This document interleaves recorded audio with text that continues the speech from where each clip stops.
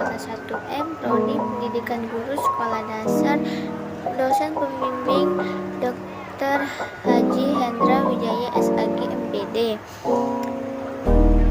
Fakultas FKIP, NIM 2021143493. Mata kuliah pengantar pendidikan. Di sini saya akan mempresentasikan tentang faktor-faktor pendidikan. Faktor-faktor pendidikan. Dalam pendidikan terdapat beberapa faktor, antara lain faktor tujuan.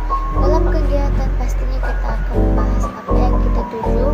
Dalam pembahasan tersebut pastinya yang akan membawakan dampak positif, salah satunya bagaimana cara mencerdaskan peserta didik. Faktor mendidik. Dalam faktor pendidikan dibagi menjadi dua kategori. Satu, pendidikan menurut kodrat. Pendidikan kodrat ini yang diberikan kepada orang tua kepada anaknya melalui kasih sayang. Dua, pendidikan menurut jabatan. Guru diberi tanggung jawab oleh orang tua murid untuk mengajarkan sikap-sikap baik sebagai kelanjutan orang tua di rumah. Faktor lingkungan. Lingkungan merupakan faktor kedua untuk peserta didik setelah keluarga, di mana lingkungan juga berpengaruh untuk pertumbuhan peserta didik. Faktor materi merupakan sebuah faktor berupa yang akan disampaikan oleh pendidik kepada peserta didik.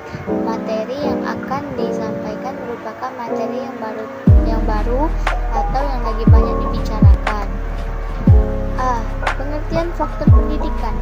Faktor pendidikan yaitu suatu tindakan atau perbuatan atau situasi yang tidak disengaja diadakan oleh orang dewasa atau pendidik untuk mencapai tujuan pendidikan, tetapi berakibat anak sampai pada hasil yang sama dengan apa yang diharapkan atau sama dengan tujuan pendidikan.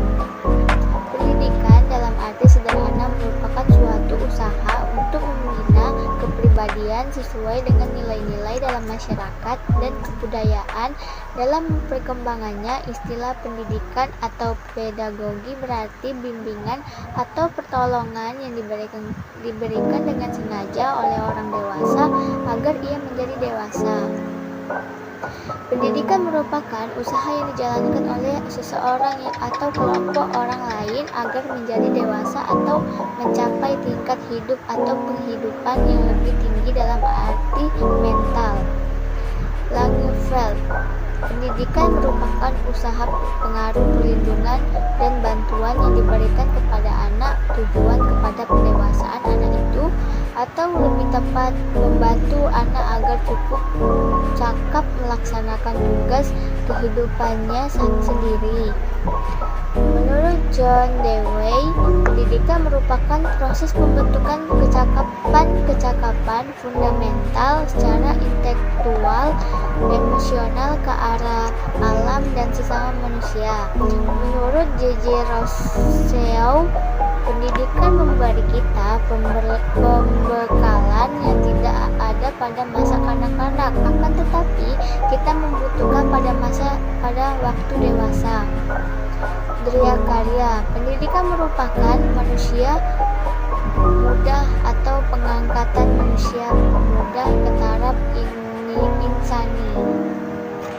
D. Macam-macam faktor pendidikan seperti peserta didik, tujuan, materi, dan alat. Peserta didik. Peserta didik adalah yang karena ketergantungannya menimbulkan tanggung jawab pendidikan pada orang dewasa, sehingga secara disengaja orang dewasa memberikan bantuan ke arah kedewasaan. Karakteristik peserta didik. A. Peserta didik adalah subjek. Peserta didik adalah manusia, bukan benda ataupun hewan. Karena itu, peserta didik harus dipandang sebagai subjek, yaitu pribadi yang memiliki pendirian sendiri dan kebiasaan dalam mewujudkan dirinya sendiri, seperti peserta didik memiliki keinginan untuk mencapai kedewasaannya. B. Peserta didik sedang berkembang. Manusia berada dalam perkembangan menuju kedewasaan. Hasil riset psikologi menunjukkan adanya tahap-tahap perkembangan manusia. Setiap perkembangan memiliki tugas-tugas perkembangan tertentu dan menuntut perlakuan tertentu pula. C. Peserta didik hidup dalam dunia tertentu. Selain daripada perkembangan tertentu, setiap manusia hidup dalam dunianya sesuai tahap perkembangannya, jenis kelaminnya, dan lain-lain. Misalnya, siswa SD memiliki dunianya sendiri, mereka tentu hidup sesuai dengan dunianya yang berbeda dengan dunia murid TK, dunia murid SMA, dan dunia orang dewasa. D. Peserta didik hidup dalam lingkungan tertentu. Peserta didik adalah subjek yang berasal dari keluarga dengan latar belakang, lingkungan alam, dan sosial budaya tertentu.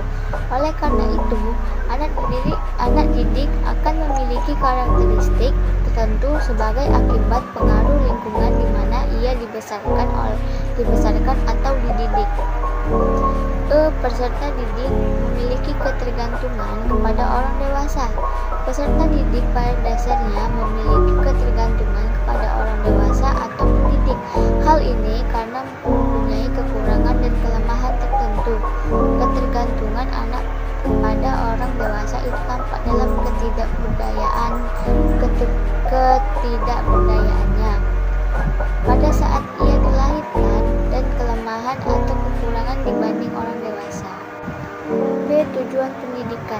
Tujuan pendidikan adalah salah satu unsur pendidikan berupa rumusan tentang apa yang harus dicapai peserta didik yang berfungsi sebagai pemberi arah bagi semua kegiatan pendidikan.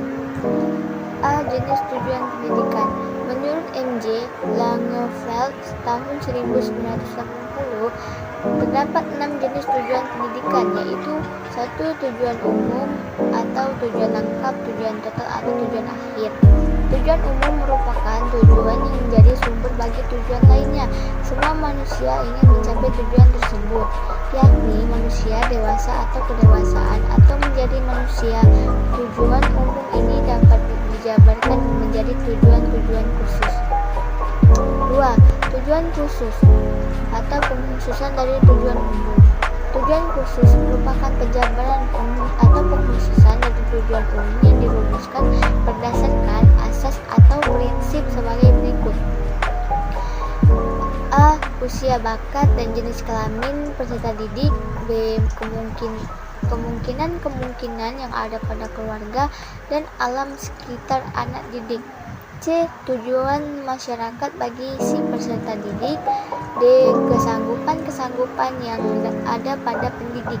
E. Tugas bangsa dan manusia pada waktu dan tempat tertentu. 3. Tujuan insidental. Tujuan insidental adalah tujuan yang menyangkut suatu peristiwa khusus. Tujuan insidental jauh hubungannya dengan tujuan umum. Namun demikian, tujuan insidental tetap terarah juga kepada pencapaian tujuan umum. Contohnya, sebelum jam belajar dimulai, anak-anak bermain di pintu gerbang SD. 4. Tujuan sementara atau tujuan tentatif. Tujuan sementara ialah tujuan yang terdapat pada langkah-langkah pencapaian tujuan umum atau merupakan tempat berhenti dalam perjalanan dalam rangka mencapai tujuan umum. 5. Tujuan tak lengkap. Tujuan tak lengkap adalah tujuan pendidikan yang hanya berkenan dengan salah satu aspek kemampuan atau dimensi kehidupan. Lanjut ke materi pendidikan. Pendidikan merupakan upaya sadar atau sengaja yang diberikan oleh pendidik kepada anak didik agar mencapai kedewasaan. Karena itu, selain harus mempunyai dasar dan tujuan pendidikan yang jelas, pendidik tentunya harus pula memilih isi pendidikan bagi anak didiknya. Sebagai pengganti kata anak didik, pendidik harus mampu memilih materi pendidikan atau pengaruh yang tepat dalam rangka membantu anak menuju kedewasaan. Secara umum, ada 3 unsur yang perlu dipertimbangkan dalam rangka menetapkan materi pendidikan, yaitu tujuan pendidikan anak didik, didik dan lingkungan anak didik. Ada beberapa hal yang harus dipertimbangkan untuk menetapkan materi pendidikan dalam hubungannya dengan anak didik. Hal yang dimaksud antara lain: 1. Tahap dan tugas perkembangan anak didik. 2. Kematangan anak didik. 3. Keunikan anak didik. 4. Tingkat kesukaran dan kompleksannya. Materi pendidikan hendaknya ditetapkan dengan mempertimbangkan tingkat kesulitan dan kekompleksannya. Anak akan mudah belajar apabila dimulai dari hal-hal yang mudah menuju kepada hal-hal yang sulit. Selain itu, anak akan mudah belajar apabila dimulai dari hal-hal yang sederhana menuju kepada hal-hal yang kompleks. D. Alat pendidikan. Alat pendidikan, materi pendidikan dipilih dan diarahkan pendidik untuk mencapai tujuan pendidikan. Dalam pergaulannya dengan anak didik untuk mencapai tujuan pendidikan, pendidik tentu menggunakan alat pendidikan. Atau yang dimaksud alat pendidikan adalah suatu tindakan atau perbuatan atau situasi yang dengan sengaja diadakan oleh pendidik untuk mencapai suatu tujuan pendidikan. C. Hubungan timbal balik antara faktor-faktor pendidikan. 1. Pengaruh sekolah terhadap masyarakat. Dalam hal pengaruh terhadap masyarakat, pada dasarnya tergantung luas tidaknya serta kualitas output pendidikan atau sekolah itu sendiri. Semakin besar output sekolah tersebut dengan disertai kualitas yang mantap, dalam artian mampu mencetak sumber daya manusia atau human resources yang berkualitas, maka tentu saja pengaruhnya sangat positif bagi masyarakat.